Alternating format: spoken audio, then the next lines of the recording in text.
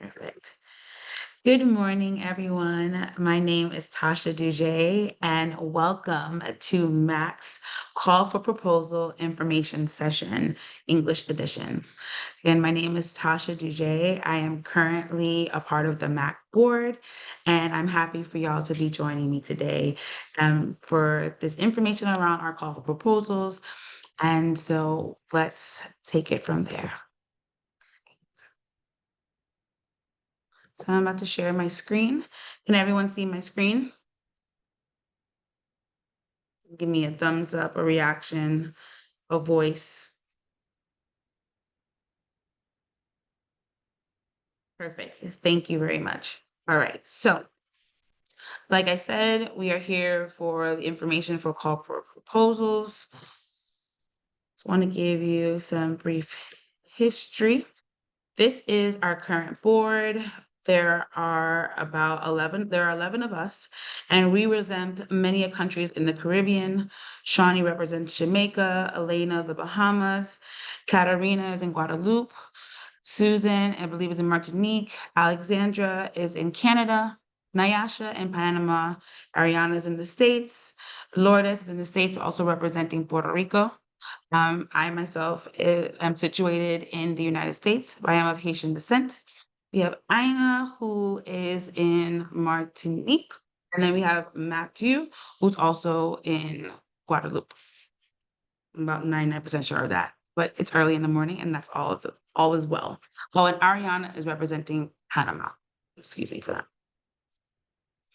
So, a little bit about MAC. So, MAC was founded in 1987. Our mission is to create a visible and accessible network, for Caribbean museums, museum professionals to share knowledge and expertise. Our vision is to be the go-to resource for and about Caribbean museums. Again, we currently have 11 board members.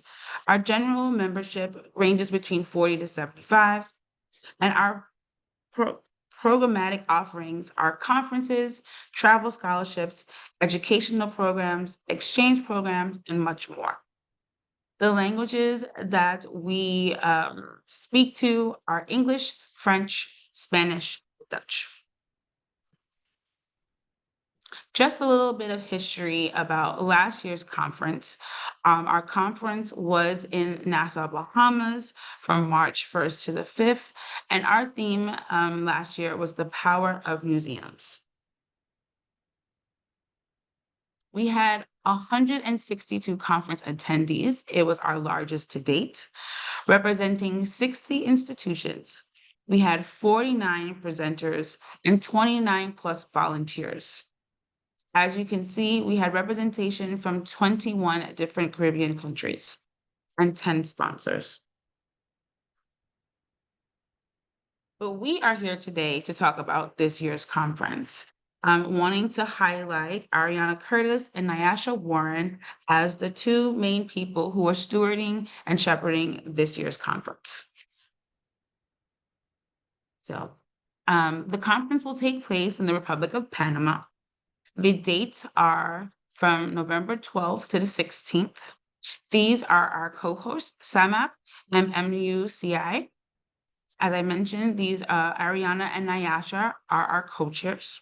And then we have our host committee co-chairs, Ariel Alvarado and Ana Elena Gonzalez.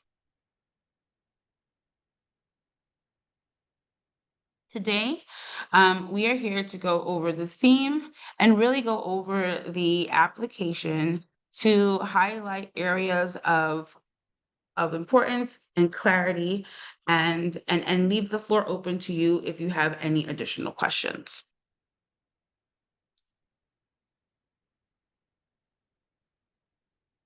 So, the theme for this year is the future of Caribbean museums, communities, co-creation, and connections. For us, the Caribbean includes the circum-Caribbean regions, the Atlantic and Caribbean coast of South America, Central America, and Mexico, and especially the Caribbean histories and realities of our 2024 host country, Panama. So I'm just going to read these two paragraphs out loud. Caribbean museum communities have always done a lot with a little to create lasting positive impacts.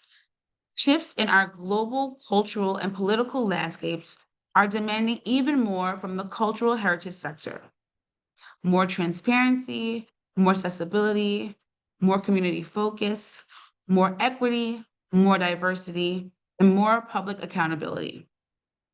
These demands for more exist alongside the harsh realities of differently resourced institutions and burnout in cultural workers. We cannot take the existence of museums for granted. Museum sustainability means more than just environmental well being.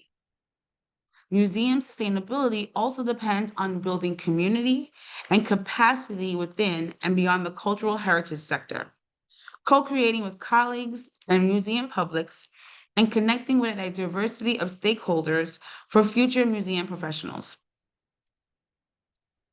Panama historically and today facilitates connections internationally, regionally, and locally. It is affectionately called the bridge of the world's heart of the universe. When we gather for the 2024 conference, we ask our colleagues to consider: what changes must we embrace today to ensure what museums remain alive and relevant for future generations? I will just read a couple of the questions that we are looking for applicants to consider. How do we imagine and build new futures for Caribbean and Caribbean interested museums and the broader cultural heritage sector? What tools and strategies have Caribbean and Caribbean interested museums and Caribbean cultural heritage organizations used to successfully implement sustainable changes and practices in curatorial, conservation, community outreach, funding, and other areas?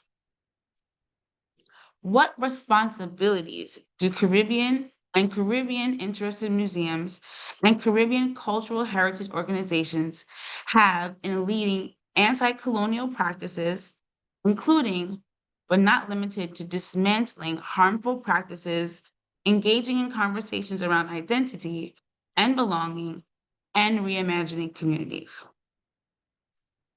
And as you see on the website, we have some examples of some topics that we're looking for proposals to address, right?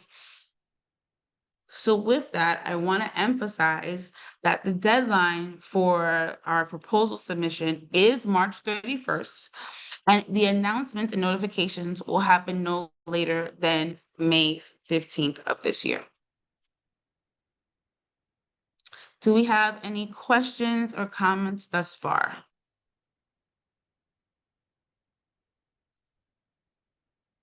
Okay, perfect. So to the proposal. So this is the actual application. As you can see, it's been translated in English, French, and in Spanish. So some things that I want to emphasize is that this year's conference will be an in-person only conference. There will be no hybrid option. So if you are not able to or not willing to come in person, this is not the conference for you. However, we do still encourage folks to stay very much connected with the organization because we do have virtual programming that we have planned for the year. So let's go over the application. You'll start off with your email. You will let us know if you attended a MAC conference in the past. Here you have options on to say this is your first time, or list which conferences you've attended in the past. One thing that is different this year is to apply for the proposal, to submit a proposal, one has to be a MAC member. Additionally, if you are not doing an individual presentation or workshop and you know that there are going to be other folks participating with you, they too have to be MAC members. So whomever is filling out the application has to be a MAC member at the time. And then for those who will be joining, if they're going to be joining, they have a little bit more time to become members, but I believe they have to be members by the time of notification, and it's May 15th. So next question, you will list your primary contact. You will list your affiliation to an institution. Some folks may not be affiliated to an institution, and that is okay. You can put non-applicable, or you can self-identify. For example, someone might be a freelance curator, or someone might be uh, um, oh my gosh, what was I saying? A speaker on some of the subject matter, but not again particularly associated with a particular institution. Address, phone number, the title of your proposal. We're asking for the abstract to be a maximum of 200 words. Your connection to the theme, not listed here, but we are asking for a maximum of 250 words. For the next question, when it comes to keywords, think of words that strongly highlight what it is that you are discussing. And I would also include words that directly tie you to the theme of the conference this year. For number 13, these are the type of formats that we are looking for. So we have a solo presentation, which is 30 minutes. We have a poster presentation that's also 30 minutes. The difference between the solo presentation and the poster presentation is that the poster presentation actually has a live, tangible poster present at the time of the presentation. Whereas for the solo presentation, you can use PowerPoint or have a slide presentation. For the panel, we have two options. You can do either 45 minutes or 60 minutes. We also have a workshop that will be 60 minutes. And we're also looking for other ways in which people are wanting to disseminate information. So if you have something that's creative, you can offer that suggestion. And again, the time slots will be 30, 45, or 60 minutes. One thing to note with the times that are listed, that includes Q&A time. So, for example, when I presented in Martinique in 2019, I did a solo presentation. My talk time was roughly 20 to 22 minutes, and I left the remaining time for Q&A. So really be mindful of time management. Below that, you will then re-emphasize which type of format you want to use. Questions 15, 16, and 17, and 18 all correlate to any additional persons that you want to participate with whatever format style you choose. 19, you choose your moderator.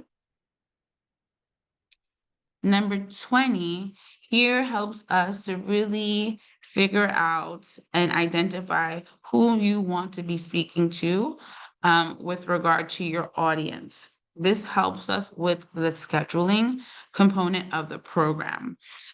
So you have multiple options. We fully understand that some audience members may overlap depending on the subject matter.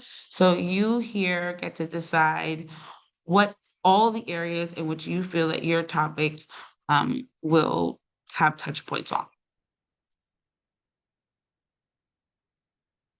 For question number 22, with learner outcomes, we are again suggesting a maximum word count of 250 words. This is the opportunity to really list your objectives and what takeaways you want the audience to leave with. Question number 23 just really emphasizes again that this is an in-person conference, in person only. And so this information also helps for you to think about your participants. If you are thinking about doing a panel or a workshop with additional participants, this is a question that you would pose to them to see if they are willing and or able to come to Panama to join us during the conference. Last question, question number 4, really just ask you to let us know which language you would prefer to offer your presentation in. So that is that. Do we have any questions around the application? And I'll stop share.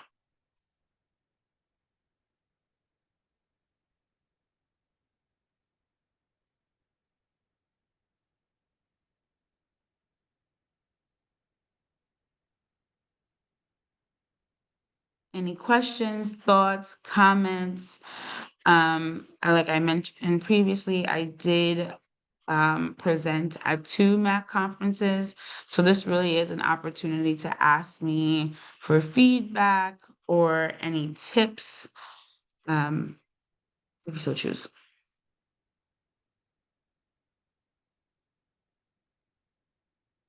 And no questions, but thanks very much. That was really informative. Oh, fantastic, fantastic. And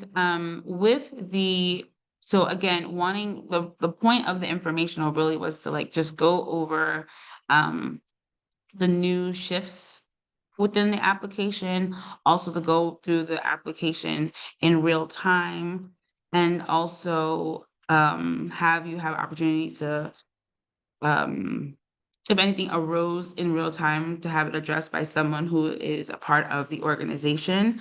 But there's still an opportunity for things to sit for you to sit with certain things.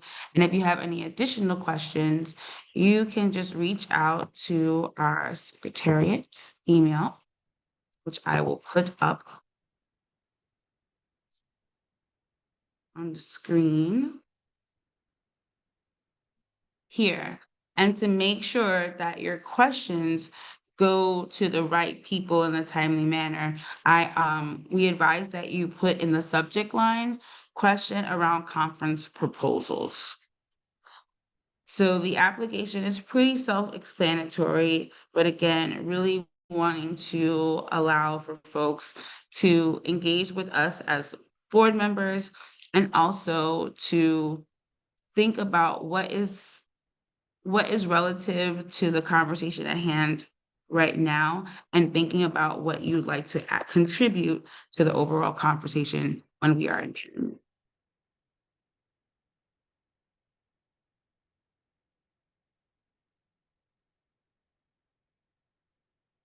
So this was short, this was sweet.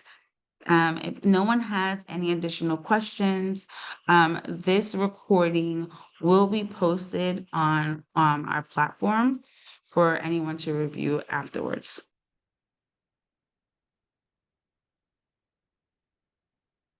You're very welcome, Gabriella, and thank you, Clemencia, for joining as well.